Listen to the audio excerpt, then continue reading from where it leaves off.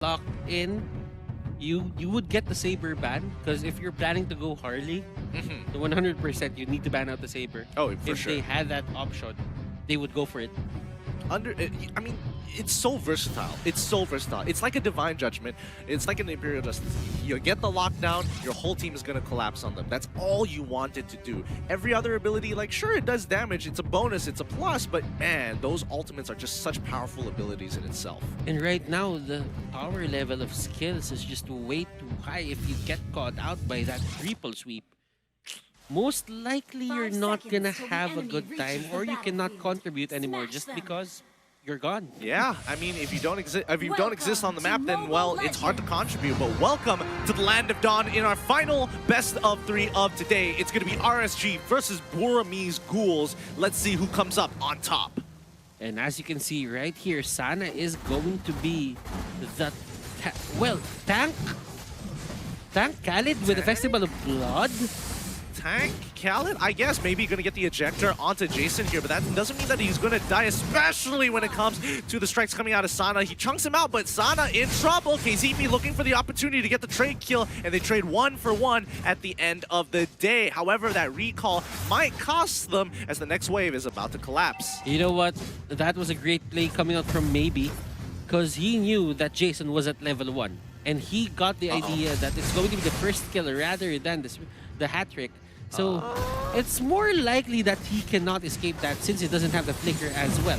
But Sana here, just going in, trying to protect his buddy. Yeah, I mean, he's doing an okay job. Sync again, melee into ranged matchup. Not exactly the most ideal, but he is a Cho, and he has a lot of kill pressure at 4. He goes in and flickers out with the third hit of Jikundo. RBDD suspects something is up, and he's able to flicker out in time as he does notice the exclamation mark only shown by Natalia. Flicker for flicker, that is a good trade. And right now, after that, you can see Natalia. He's gonna go all out on this bottom lane. Yeah. Look at him. He's already on the back lines. They're going for the full dive. BDD takes a lot of damage, allowing Jason to easily pick it off. Maybe looking for an ejector, looking for an opportunity. Throws Jason under the turret. Sync unable to catch him with the third hit of Jikundo in time to cancel the ability. They trade 1 for 1 again. Maybe is punishing Jason way too hard right now.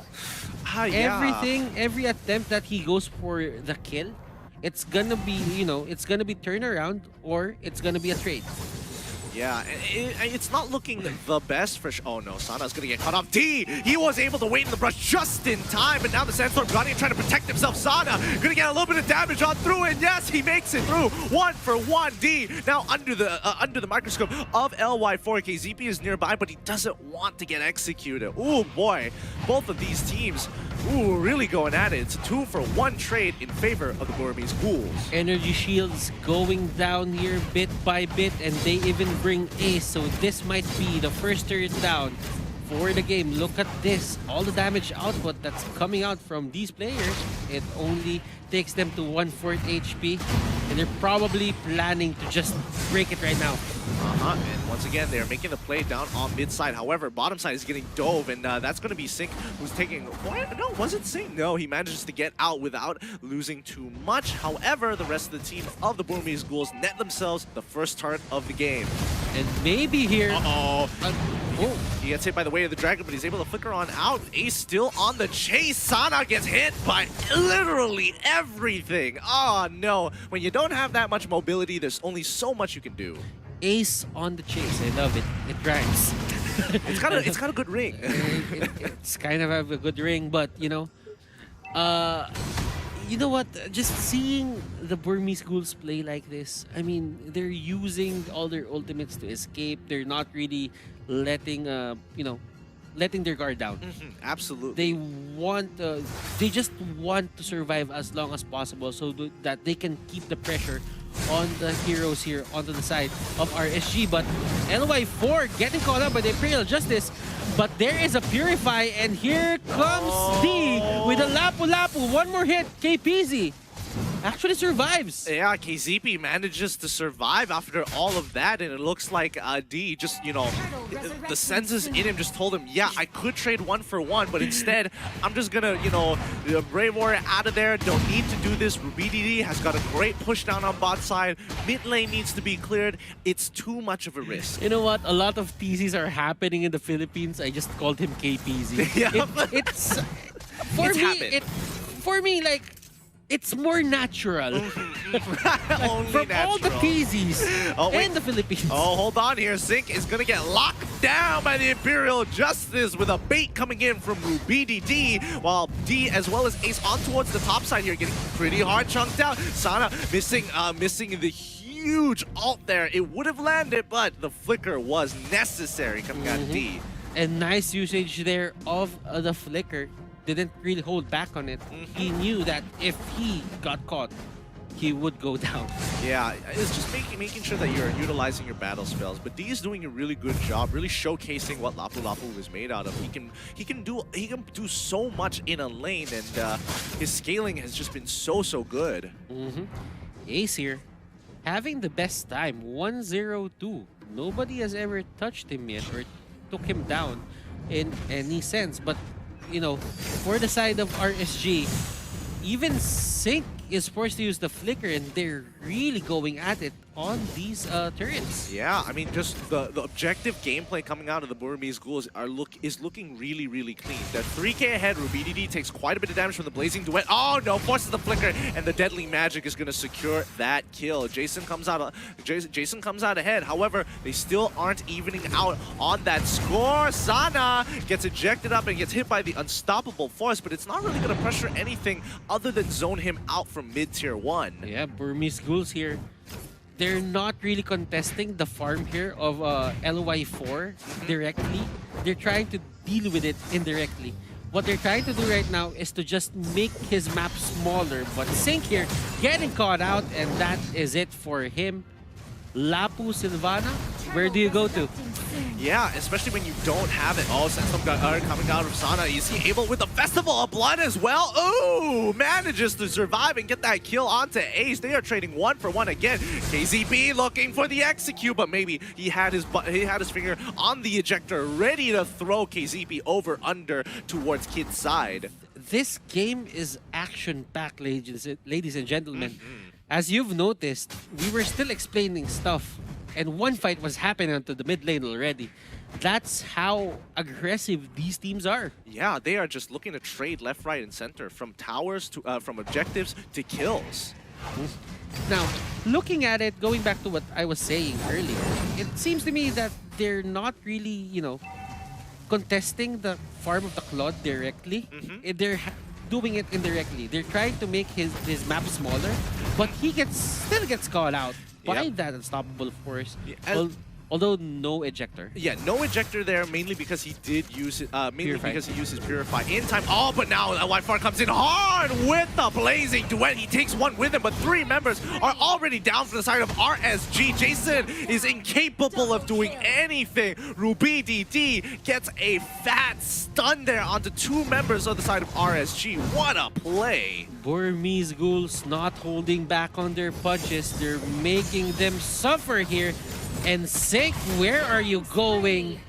That is going to be Imperial Justice, and you cannot Shunpo out of that. No, you cannot, but he did use the Way of the Dragon just a little bit too late. The amount of CC coming out of the Burmese Ghouls is kind of ridiculous. It's hard to move around. And as you can see here, RubyDD and Kid going for the push. These are 2 mages, mind you. They're not really the best heroes to push with, but they made it happen there. ZP actually is gonna go and try to initiate, but you know what?